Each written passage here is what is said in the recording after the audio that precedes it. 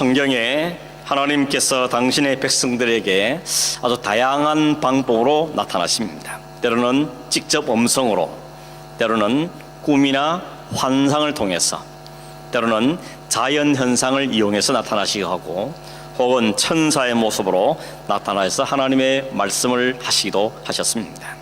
아브라함도 마찬가지요. 아브라함도 하나님이 그동안에 아브라함에게 나타나신 하나님의 모습을 보면 다양한 모습으로 찾아오셨습니다. 12장에는 하란에 있는 아브라함에게 하나님이 찾아오셔서 말씀을 주십니다. 너의 고향과 본토와 친척 집을 떠나서 내가 네게 지시하는 땅으로 가라 말씀하십니다. 13장에서도 아브라함과 롯이 재산이 너무 많아서 함께 살 수 없어 되었을 때 서로 헤어집니다. 롯이 먼저 소돔과 고모라 쪽을 선택하여서 떠난 다음에 하나님께서는 아브라함에게 나타나셔서 말씀하십니다. 동서남북을 바라보라. 내게 보이는 모든 땅을 내가 너와 내 후손에게 주겠다 말씀하셨습니다. 그런데 15장에 넘어오면 아브라함이 조카 롯을 구해내기 위해서 동방에 있는 연합군들과 전쟁을 한 다음에 마음의 두려움을 갖고 있을 때 하나님이 다시 아브라함에게 찾아오십니다. 그때는 하나님께서 어떻게 나타나는가 하면 15장 1절에 이후에 여호와의 말씀이 환상 중에 아브라함에게 임하여 이르시되 아브라함아 두려워하지 마라. 나는 내 방패요 너의 지극힌 상급이다. 환상 중에 나타나셨다 그랬습니다. 그리고 이 환상 이후에 하나님께서는 아브라함에게 좀 더 드라마틱한 모습으로 자신을 보여주십니다. 짐승을 쪼개놓고 그 사이를 횃불의 모양으로 지나가심으로 하나님께서 당신을 보여주시되 내가 언약을 반드시 지키는 하나님이라는 것을 계시해 주셨습니다. 지난주에 보았던 그 17장에서는 아브라함이 99세 되었을 때 또다시 아브라함에게 찾아오십니다. 그러고는 그에게 말씀하십니다. 나는 전능한 하나님이다. 엘샤다이다. 그러므로 내가 내 언약을 너와 맺고 내가 언약을 반드시 너를 크게 번성하게 하겠다고 말씀하십니다. 역시 그에게 말씀하셨습니다. 하나님께서 아브라함을 비롯한 구약에 있는 많은 사람들에게 이렇게 직접 음성으로 혹은 환상 중에 꿈으로 혹은 천사를 보내어서 다양한 방법으로 성도들에게 당시의 백성들에게 자신을 계시해 주셨습니다. 어떤 사람은 오늘 우리도 하나님을 한번 보았으면 좋겠다. 하나님이 내게 찾아오셔서 직접 음성을 들었으면 좋겠고, 혹은 하나님이 환상 중에 오시거나 꿈 중에 나타나시거나 혹은 천사의 모습으로 내게 오셔서 말씀하시는 걸 한 번만 경험했으면 좋겠다. 이런 소망을 가진 분들이 꽤 있는 것을 볼 수가 있습니다. 한 번만 들려주시면, 한 번만 보여주시면 내가 좀 더 의심하지 않고 확실하게 믿을 것 같은데 하나님 어떻게 안 될까요? 이런 마음을 가지는 것이죠. 근데 여러분 구약의 이스라엘 백성 한번 보십시오.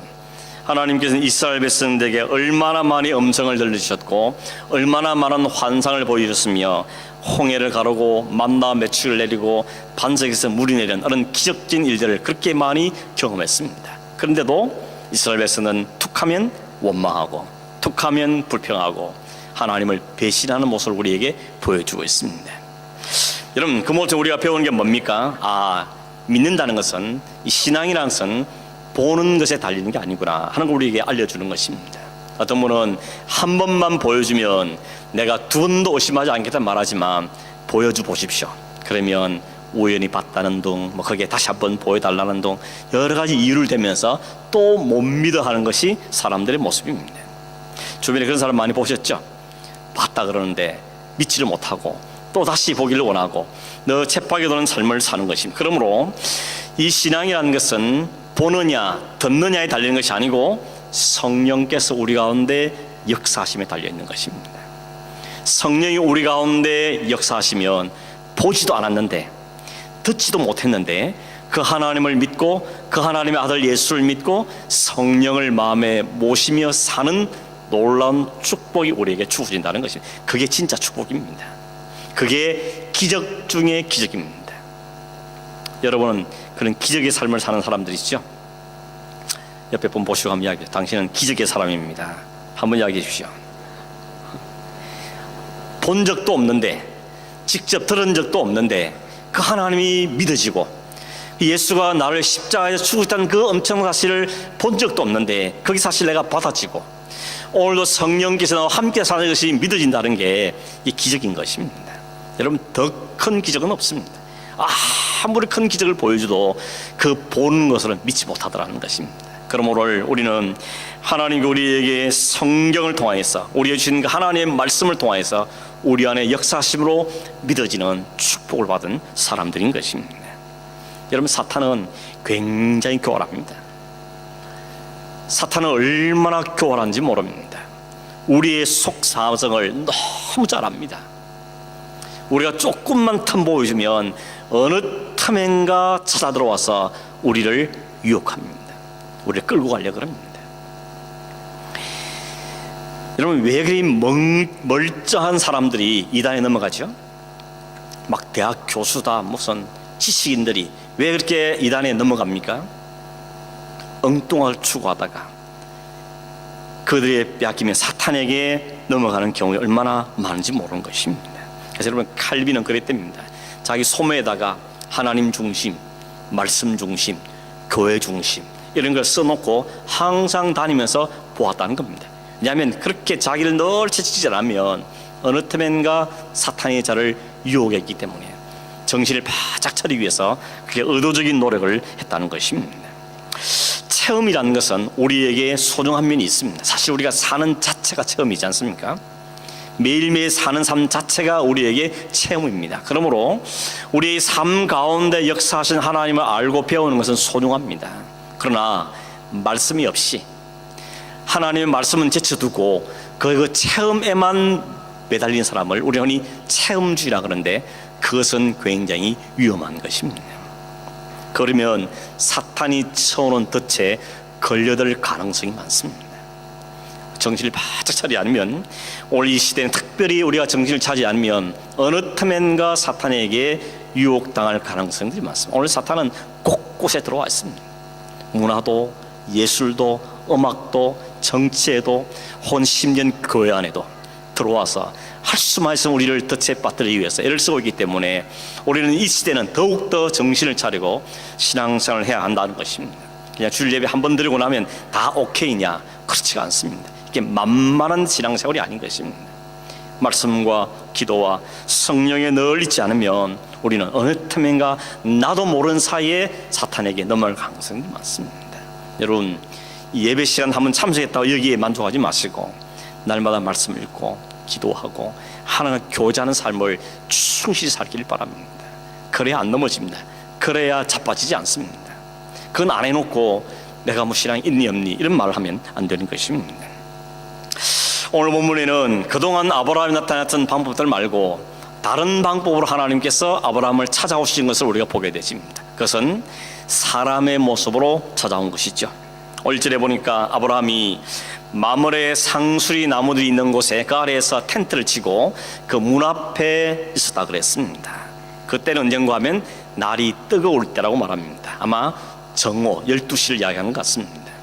우리가 아는 것처럼 팔레스타인 지역에는 낮과 밤의 기온차가 워낙 심하고 낮은 해가 너무 뜨겁기 때문에 그 낮 시간에는 낮잠을 잔다든지 휴식을 취하면서 몸을 쉬어주는 것이 일반적인 모습이었습니다.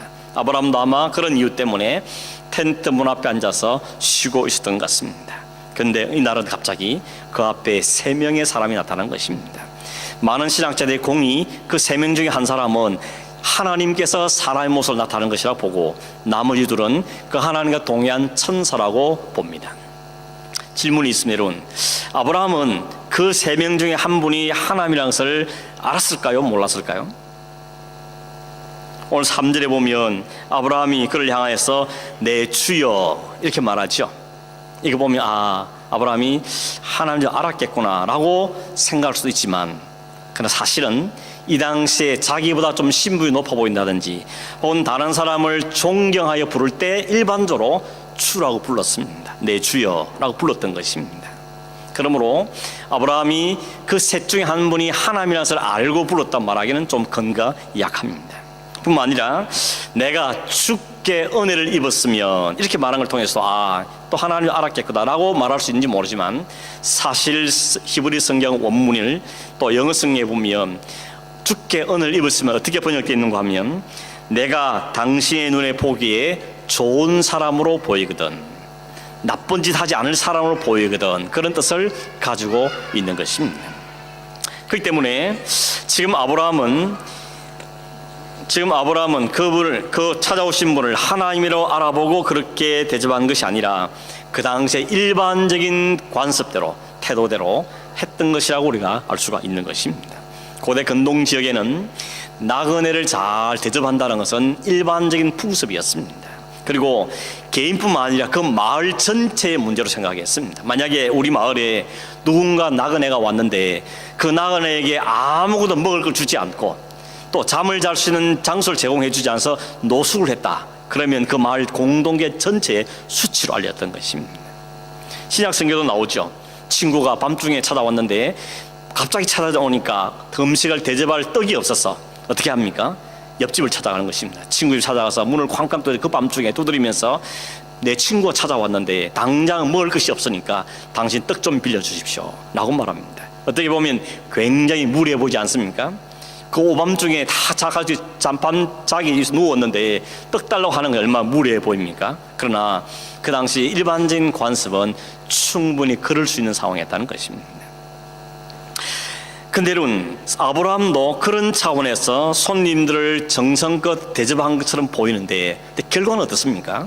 결과는 그가 하나님을 대접하는 기회를 갖게 된 것입니다. 히브리서 13장 2절에 보면 히브리서 기자가 이때 일을 다시 회고하면서 이야기를 이렇게 말합니다. 손님 대접하기를 힘쓰라, 잊지 말라. 이로써 부지 중에 천사들을 대접한 이들이 있었느니라. 부지 중이란 말 무슨 말입니까? 내가 모른 채 알지 못한 사이에 천사를 대접한 사람, 아브라함을 이야기하는 것이죠. 알지도 못한 채 천사를 대접한 사람 있었다고 이야기하고 있는 것입니다. 아브라함이 이 나그네들 얼마나 정성껏 섬기는지 오늘 성경에 잘 나와 있습니다. 지금 아브라함 나이가 99세라 그랬습니다. 찾아온 나그네들이 몇 세인지는 모르겠지만 그 99세나 된 노인이 그들 얼마나 따뜻하게 정성껏 섬기는지 이렇게 말하죠. 아브라함이 그들 보자마자 장문에 앉아있다가 벌떡 일어나서 그들에게 달려갔다 그랬습니다. 그리고 그들 앞에 머리를 굽히면서 겸손을 표합니다. 내 주여 라고 표현하고 있습니다. 그들을 시원한 그늘에 앉게 하고 그리고 그들에게 발 씻을 물을 제공하고 발을 씻도록 했습니다. 팔레스타인 지역에는 대부분 샌들 같은 신을 신고 다니기 때문에 손님이 왔을 때 그에게 발 씻을 물을 대접하는 게 아주 최상의 대우였습니다. 더 최상의 대우는 뭔가 하면 주인이 직접 그분의 발을 씻어주는 것이죠. 그건 최고의 대우였던 것입니다. 뿐만 아니라 그는 급히 장막의 텐트로 가서 자기 아내에게 빨리 반죽해서 떡을 만들어 달라고 부탁하고, 그리고는 송아지를 잡아서 하인에게 주면서 빨리 요리를 해라 라고 부탁했습니다. 그렇게 만들어진 젖과 우유와 그리고 송아지 요리를 그 사람들에게 차려놓고 그들에게 음식을 대접합니다. 그리고 그들이 음식을 먹는 동안에 그는 옆에 서서 서빙을 하고 있습니다. 5절에 보면 그러죠. 아브라함이 당신들이 내게 오셔서 여기서 당신의 마음들 상쾌하게 한 다음에 다시 가십시오 라고 말했습니다. 지치고 피곤하고 발도 부르트고 음식을 못 먹고 이런 상황에는 당신들이 여기 와 좀 쉬면서 음식도 드시고 발도 깨끗이 씻으시고 다시 기분을 좀 상쾌하게 한 다음에 가십시오로 말했는데, 말 그대로 이들은 그 아브라함의 섬김을 통하여서 그 마음에 아주 유쾌한 마음을 가질 수 있도록 섬긴 것을 보게 되는 것입니다. 오늘 이 본문의 말씀은 아브라함처럼 오늘 우리들도 손님 대접하기를 힘쓰고 나그네까지 잘 돌아봐야 된다 하는 것을 우리에게 말한 정도만 이해하면 우리는 성경의 그 부분만 이야기한 것입니다. 왜 나그네 대접하는 사건이 여기에 기록되어 있으며 나그네를 대접한다는 게 무슨 의미고 오늘 우리에는 이 나그네의 삶을, 이 나그네를 대접하는 이 삶이 우리가 무슨 관계가 있는가 하는 것을 조금 더 이해할 필요가 있는 것입니다. 우선 구약 성경에 나그네 대접에 대해서 굉장히 여러 차례 강조하고 있다는 것을 알게 되었습니다. 많은 말씀들이 있는데 그 중에 한 구절 예를 들면 신명기 10장 18절 19절에 고아와 과부를 위하여 정의를 행하시며 나그네를 사랑하여 그에게 떡과 옷을 주시나니 너희는 나그네를 사랑하라.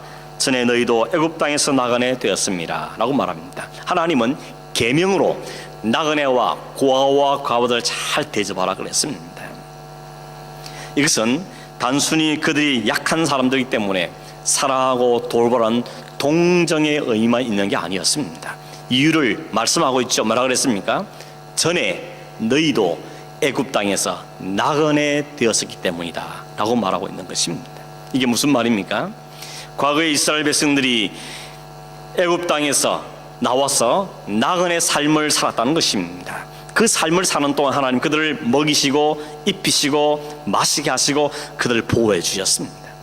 그들을 그냥 내버려 두라면 애굽에서 그냥 종살이 하다가 갈 수밖에 없는 존재들이는데 그걸 거기서 이끌어낸 다음에 그들을 먹이고 입히고 세우셔서 여기까지 인도해냈다는 것입니다. 그러므로 그때 입었던 그 하나님의 은혜를 기억하라는 것입니다.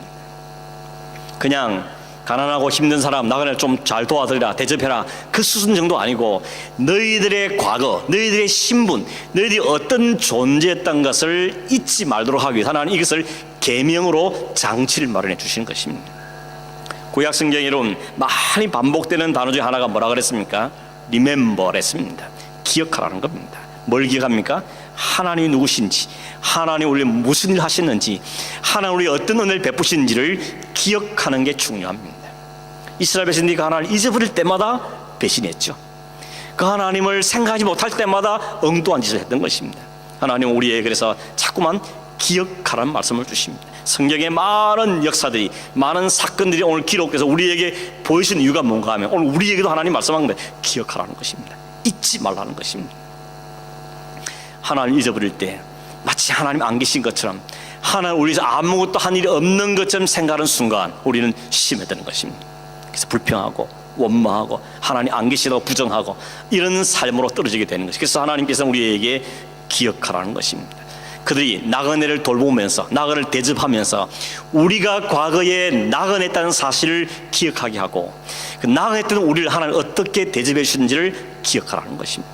그런 의미에서 하나님은 그들의 나그네를 대접하라고 말씀하고 있는 것이죠. 특별히 바로 앞장인 17장에는 뭐가 있었습니까? 할례를 행하는 이야기가 있었습니다. 할례를 왜 한다 그랬습니까? 너는 내가 선택한 하나님의 백성의 것을 도장 찍는 거라 그랬죠. 하나님의 언약의 백성의 것을 확인시켜주기 위해서 하나님은 할례를 행했다는 것입니다. 그런 다음에 18장에 이 사건을 통해서 할례받은 하나님의 백성, 언약의 백성, 하나님의 은혜로 하나님의 백성 된 사람들이 어떻게 살아야 되냐 하는 것을 아브라함의 삶을 통해서 오늘 우리에게 보여주고 계시는 것입니다. 바로 앞장 17장에서 하나님 언약의 백성을 보이시는 하나님께서는 18장에서 그 할례를 통해 하나님 언약의 백성된 사람은 어떻게 삶을 살아야 될 것을 우리에게 이 한 사건을 통해서 보여주고 있는 것입니다. 그러므로 하나님의 언약 안으로 들어간 하나님의 백성들이 보여야 될 특징은 뭔가 하면 세상의 논리처럼 약한 사람 짓밟고 자기 자신을 위해서 이기적인 삶을 사는 삶을 버리고 이제는 자기와 아무런 안면이 없다 할지라도 그들을 대접하고 그들 정녕 섬기는 삶을 살아야 되는 것이 바로 언약 안에 있는 하나님의 백성들의 특징이라는 사실을 우리에게 알려주고 있는 것입니다. 여러분 우리가 이웃을 돌보고 이웃을 사랑하는 것이 하나님의 계명의 요약이지 않습니까? 율법의 계명을 두 가지로 딱 축약하면 하나는 하나님의 사랑, 하나는 이웃을 사랑. 하나님을 사랑하고 이웃을 사랑하는 것이 율법의 핵심이라고 말씀하셨습니다. 이 둘은 따로 노는 게 아니라는 겁니다. 하나님 먼저 사랑하고 이게 다 되면 그 다음 이웃 사랑하는 게 아니고 하나님을 사랑하는 것이 이웃 사랑으로 나타나게 된다는 것입니다. 동전의 양면처럼 이 둘 다 세트로 늘 함께 간다는 것입니다. 구약의 여러분 나그네 대접에 소홀했을 때 하나님께 어떻게 책망하신지를 예레미야 7장 1절에 7절 말씀을 보면 이렇게 기록하고 있습니다. 읽어드리면 여호와께로부터 예레미야에게 말씀이 임하니라 이르시되 너는 여호와의 집 문에 서서 이 말을 선포하여 이르기를 여호와께 예배하러 이 문으로 들어가는 유다 사람들아 여호와의 말씀을 들어라. 만군의 여호와 이스라엘 하나님께 이가 같이 말씀하시되 너희 길과 행위를 바르게 하라. 그리하면 내가 너희로 이곳에 살게 하리라. 너희는 이것이 여호와의 성전이라 여호와의 성전이라 여호와의 성전 하는 거짓말을 믿지 말라. 너희가 만일 길과 행위를 참으로 바르게 하여 이웃들 사이에 정의를 행하며 이방인과 고아와 과부를 압제하지 아니하며 무죄한 자의 피를 이곳에 흘리지 아니하며 다른 신들 뒤를 따라 화를 자초하지 아니하면 내가 너희를 이곳에 살게 하리니 곧 너희 조상에게 영원 무궁토록 준 땅이니라. 하나님께서 가난한 이웃과 고아와 과부와 이런 나그네를 대접하지 않으면서 우리는 성전 안에 있다, 우리는 예배자다 라고 말한 자를 향해서 거짓말 하지 말라는 것입니다. 그건 거짓말이라는 것입니다. 하나님 사랑이 이웃 사랑으로 나타나지 않는데 말로만 하나님의 사람이라 하나님의 성전을 말하는 것은 하나님은 거짓말한 것이라고 책망하고 있는 걸 볼 수가 있는 것입니다. 하나님을 사랑하고 그 사랑과 은혜를 온전히 깨달은 사람에게는 반드시 이웃 사랑의 삶이 나타나게 돼 있다는 것입니다. 여러분, 오늘도 교회 밖에도 혹은 예수를 믿지 않는 사람도 이웃을 돌봅니다. 이웃의 자기 재물을 헌신하고 혹은 다른 사람, 가난한 사람을 돕기도 합니다. 사회 정의를 실천하고 도덕적인 삶을 외치는 사람들이 많습니다. 그러나 그러한 것의 외침과 그리스도인들의 삶과는 동기면에서 차이가 있습니다. 왜 그렇게 하느냐? 차이가 있는 것입니다. 오늘 세상은 여전히 도덕과 정의와 경제의 정의를 외칩니다. 그러나 그 동기가 하나님께로 그와 같은 은혜를 입었기 때문에 그 은혜를 입은 사랑이 흘러 넘쳐서 이웃에게 전달되는 것이 그리스도인들의, 크리스찬들의 섬김이라면 세상은 그런 것 섬김은 아닌 것이죠. 그러므로 동기면에서 차이가 있는 거예요. 여러분, 단순한 인류애나 도덕 때문이 아니고 인간에 마땅한 도리 때문만이 아니라 우리가 그리스도인이 하는 섬김은 하나님과의 관계로부터 출발한다는 것입니다. 나그네 되어서 죄 아래서 죽을 수밖에 없는 존재들을 끄집어내서 구원해내시고 이 세상 사는 동안 하나님이 먹이시고 입히시고 채우셔서 영원한 하나님 나라에 인도해 가신 그 하나의 은혜를 누려본 사람들이, 이 사랑이 얼마나 키고 그 안 사람들이 나와 동일하게 보이는 저 형제를 바라볼 때 저에게도 하나님이 필요하고 은혜가 필요한 걸 알고 그들을 섬기는 것이 그리스도인들의 섬김이라는 것입니다. 그래서 사도 요한 그렇게 말하죠. 요한일서 4장에 보면, 4장 20절에 보면, 누구든지 하나님을 사랑하노라 하고 그 형제를 미워하면 이는 거짓말하는 자니 보는 바 형제를 사랑하지 아니하는 자는 보지 못하는 바 하나님을 사랑할 수 없느니라. 우리가 이 계명을 주께 받았나니 하나님을 사랑하는 자는 또한 그 형제를 사랑할지니라.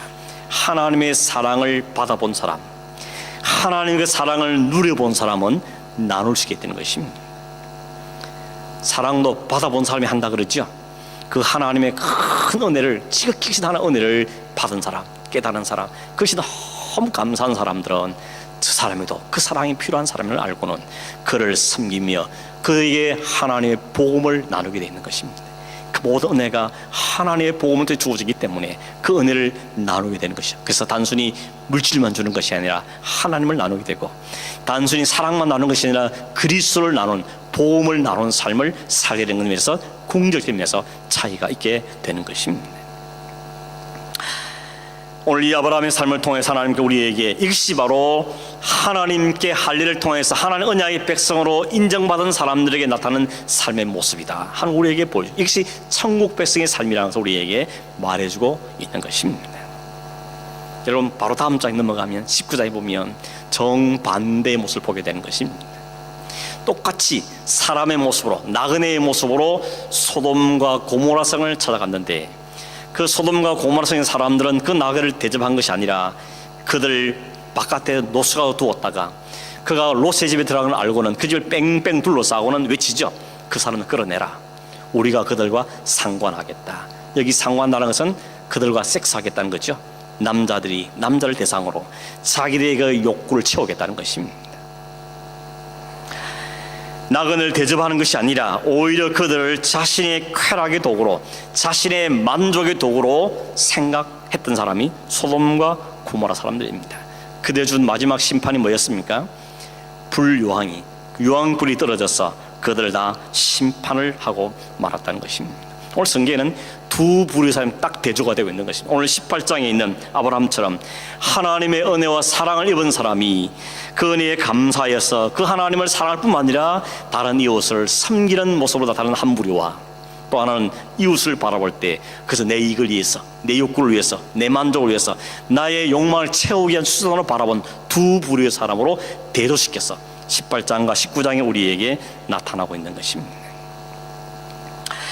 근데 여러분, 성경에는 또 한 사람의, 또 한 분의 나그네가 있다는 걸 우리에게 알려주고 있죠. 하늘로부터 내려오신 나그네, 하나님의 아들 예수 그리스도십니다. 하나님의 아들 예수 그리스도께서 하늘 영광을 일단 내려놓으시고 이 땅에 나그네와 같이 이 땅에 임하셨습니다. 근데 이 땅에 사람 어떻게 했습니까? 대접하고 영접하고 모셔드린 것이 아니라 오히려 그를 내 욕망을 채우는 도구로, 나의 이익을 채우는 도구로, 정치적인 도구로 삼았다가 그게 안 채워지니까 오히려 그 예수를 내몰아서 십자가에 못 박아 죽여버렸던 것입니다.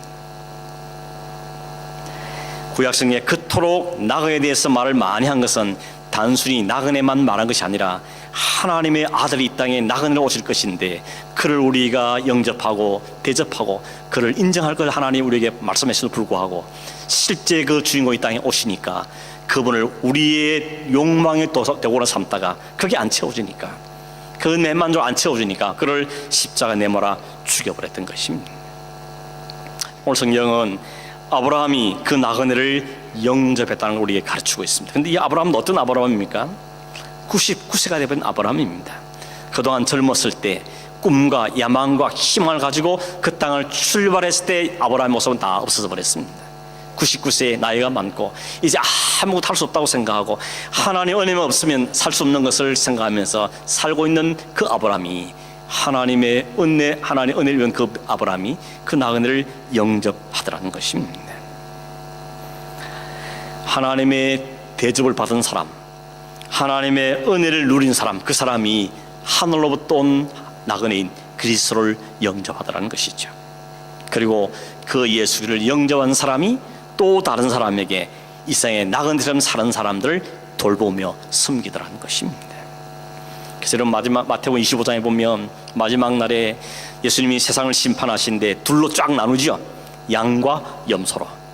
그 기준은 뭐였습니까? 너희가 주님이 오셨을 때 줄일 때 음식을 대접하고, 목마를 때 마실 걸 드리고, 헐벗을 때 입을 걸 드리고, 그렇기 때문에 내가 칭찬을 했을 때 언제 우리가 그랬습니까? 보이지 않는 하나님을 보는 일을 섬기는 그를 통하여서 일이 증명됐다고 우리에게 말씀하고 있는 걸 볼 수 있는 것입니다.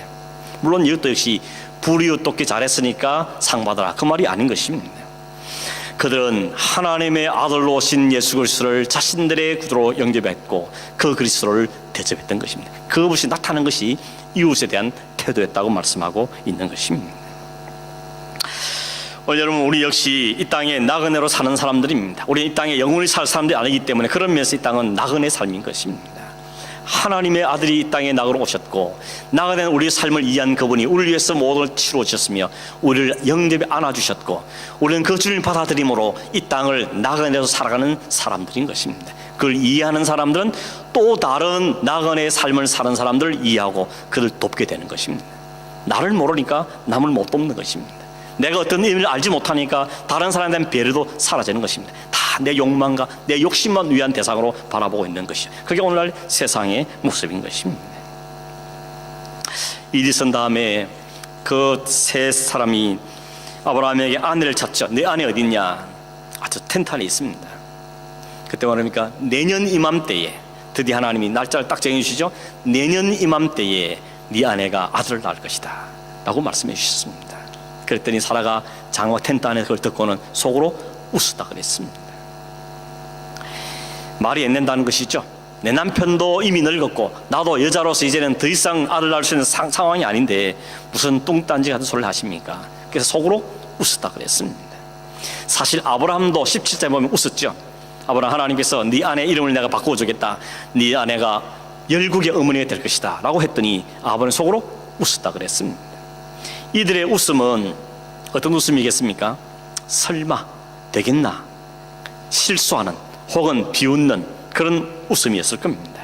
그런데 여러분, 하나님께서는 그들의 웃음을 진짜 웃음으로 바꿔버리시죠. 1년이 지난 다음에 하나님께 진짜 사라에게 아들을 주십니다. 아들 이름을 뭐라 짓다 그랬습니까? 이삭. 이삭의 뜻은 웃음이라는 뜻입니다.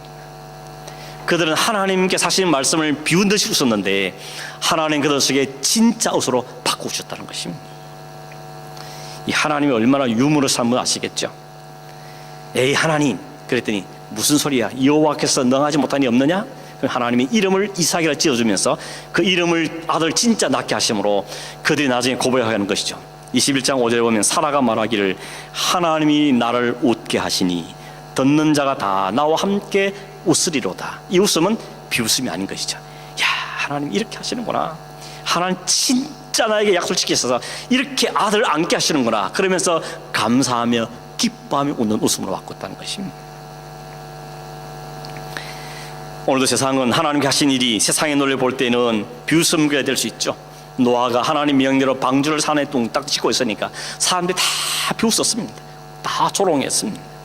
다윗이 혈혈단신으로 골리앗을 딱 섰을 때 골리앗이 뭐라 그랬습니까? 네가 나를 괴로하냐? 막대기 하나 들고 나 뭘 하려고 오냐? 비웃고 조롱했습니다. 어떻게 처녀가 아들 낳아? 처녀가 무슨 아기를 낳냐? 그러면서 예수의 동정녀를 비웃습니다. 오늘 우리의 수많은 신앙의 선배들이 다 하나님을 증거할 때마다 비웃음과 조롱거리를 당하고 바보라고 놀림을 당했습니다. 사람들 말고 예수님도 그랬죠. 예수님도 오셨을 때 무슨 갈릴리 총구석에서 목수의 아들이 뭘 한단 말이야? 무슨 구원자냐? 다들 인정하지 않았습니다. 배척가 있습니다. 고향도 배척하고 바리새인과 서기관 종교자는 예수를 죽이려고 그러고 온갖 사람들이 수모와 배척을 당했어요. 네가 남은 잘 구원하는데 너는 구원하는 거 보자. 한번 내려와 봐라. 십자가에서. 그럼 믿어줄게. 온갖 수치와 조롱을 당하셨습니다. 그런데 하나님께서는 사흘 만에 아들 예수 그리스도를 일으키십니다. 그리고는 온 백성 사람들에게 진짜 하나님을 인한 행복과 기쁨과 웃음을 웃게 만드시고 계시는 것이죠. 장차 마지막 날에 주님께 다시 오셔서 우리를 다 불러 모셔서 내 옆에 앉아라, 내 옆에 앉아라. 너 세상에 수고 많았다. 너가 내 삶을 살기 얼마나 힘들었냐. 그러나 이제 나와 함께 영원히 살자. 그때 우리는 진짜 한박 웃음을 웃으면서 하나님을 찬송하며 하나님을 높이게 될 날이 올 것입니다. 그때까지는 성령이 우리에게 말하기를 잘 참으라는 것입니다. 잘 인내하라는 것입니다. 혹여라도 나를 인정하지 않더라도, 심지어 나를 비웃고 조롱한다 할지라도 그게 주님 때문이라면, 주님 한 그 길을 살기 위해서라면 기꺼이 감당하라고 우리에게 말씀하십니다. 최종적으로 내가 너를 웃게 할 것이라는 것입니다. 하나 우리를 웃게 하실 것이라고 말씀하고 계시는 것입니다. 그럼 여러분, 말씀을 맺으면서 이 하나님만 잘 바라보시길 바랍니다. 혹시 당장 세상에서는 사람들이 나를 잘 인정해주지 않고 믿음을 살려 그럴 때 무슨 짓이냐 하는 소리를 듣는다 할지라도 그 비웃음 때문에 기죽지 말고 십자가에 밀어난 것이 구원의 능력으로 나타날 것을 우리가 확실히 믿고 믿음의 사는 동안 다른 희생과 수고와 비웃음이 있어도 반드시 나를 웃게 하실 그 하나님을 바라보면서 오늘 우리에게 주신 삶을 성실하게 살아가는 것이 바로 오늘 아브라함을 통해 우리에게 보여주는 삶의 모습인 것입니다. 여러분, 주님을 바라보고 주님 함께하고 주님께서 하실 신뢰하면서 우리에게 주신 그 말씀을 따라서 하나님을 성실하게 살아가고 하나님과 함께 이웃을 성실히 사랑하며 섬기는 삶을 살아감으로 하나님 제시하신 이 믿음의 길을 함께 걸어가는 그런 저와 되기를 주의 이름으로 축원합니다. 기도하겠습니다. 하나님 아버지, 그냥 두면 죄 아래에서 짓눌려 살다가 영원히 죽을 수밖에 없는 나그네 같은 우리들이었지만 불러내시고 먹이시고 입히시고 채우시며 모든 공급하시고 하나님을 알게 하시고 믿게 하시고 하늘의 소망을 품고 살게 하시는 하나님의 은혜를 진실로 감사함을 드립니다. 이 은혜 때문에, 이 사랑 때문에 감사하고 감격하며 찬송하는 삶을 살도록 도우시고 또 다른 나그네들을 향하여서 그리스도 사랑을 실천하고 그들을 섬기는 삶을 살아가는 저희들 될 수 있도록 주님 도와주옵시며 마지막 우리를 웃게 하실 하나님, 그 하나님의 신실하심을 바라보고 오늘도 우리의 준 믿음의 삶을 성실하게 살아가는 저희들 될 수 있도록 주님 축복하여 주시옵소서. 걸어가신 예수님의 이름으로 기도하옵나이다. 아멘.